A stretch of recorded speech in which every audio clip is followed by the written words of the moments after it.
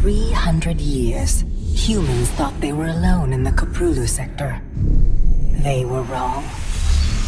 The Zerg emerged, seeking to consume all in their path, and before long, the Protoss, a highly advanced alien race, began wiping out infested worlds, burning Zerg and Terran alike.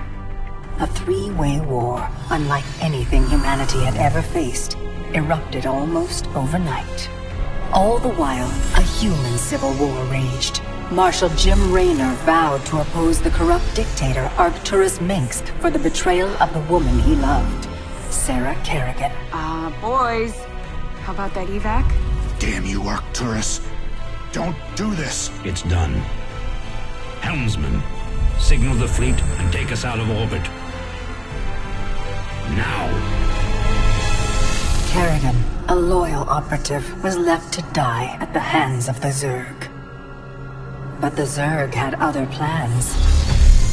They transformed her and unleashed her psionic power upon the Koprulu sector, searching for their real objective, the Protoss homeworld of Ire.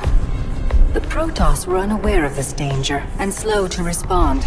Their rulers, the Conclave, had dispatched Executor Artanis to hunt for Tassadar, a commander who had refused to wipe out infested Terran worlds. They crossed paths with a Dark Templar mystic, whose kind was considered heretics by the Conclave. Through great effort, Zeratul convinced Tassadar and Artanis that he was not their enemy.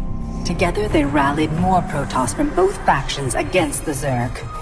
Despite the Conclave's fury, they achieved significant victories against the Swarm. But when Zeratul struck down one of the Overmind's Cerebrates, his own mind was left vulnerable. From his thoughts, the Overmind gleaned Ire's true location, and the Swarm descended upon the Protoss homeworld with all their might and fury. It was Tassadar who kept the Templar from extinction that day. Using the power of both the Templar and the Dark Templar, he sacrificed himself to kill the Overmind. Ire was lost, but Artanis led the survivors to the Dark Templar's homeworld of Shakuras. Old prejudices were set aside. The Templar were now in the Dark Templar's debt. Without the Overmind, the Swarm fractured. Kerrigan sought control of all the Zerg, even enlisting the aid of old friends and enemies like Raynor, Mengsk, and Zeratul. Once her rule was uncontested, the Queen of Blades betrayed them all. Billions of humans and Protoss were killed. The Zerg stood unchallenged, but to the relief of all, the war seemed to end there. Zeratul suspected the Zerg had fallen under the control of dark forces. He uncovered prophecies stating that an ancient entity, Amon, was attempting to merge Protoss and Zerg lifeforms into an unholy hybrid, and that this evil might already have control of Kerrigan and her power. It was during this time that Executor Artanis, hailed as a hero, was made leader of both the Templar and the Dark Templar.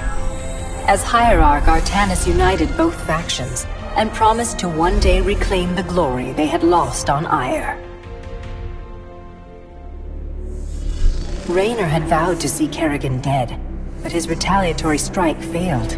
Even his rebellion against Mengsk's tyranny proved ineffective against the Dominion's propaganda machine.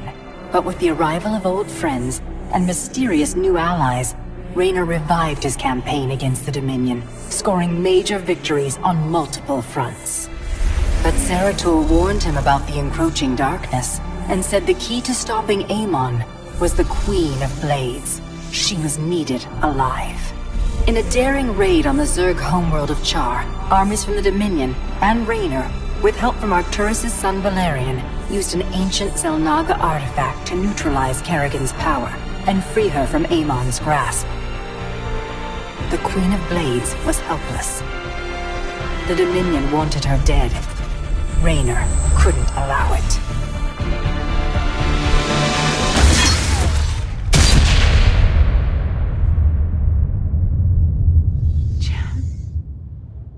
It's okay.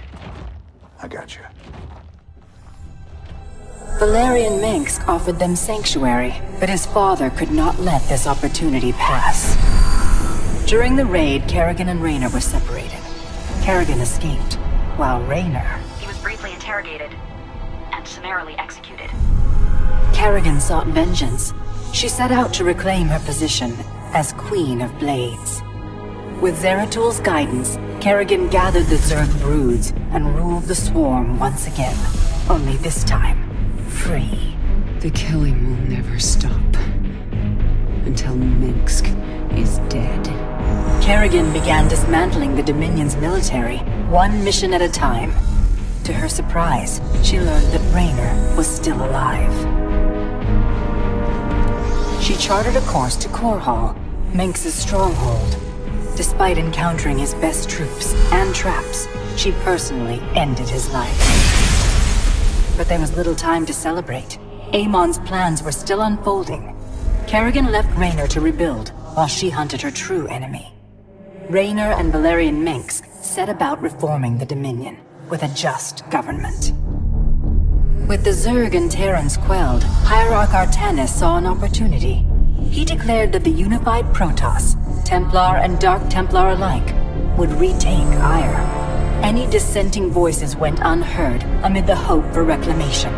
Zeratul set off alone, searching for the truth, hoping against hope that the Hierarch was not making a terrible mistake.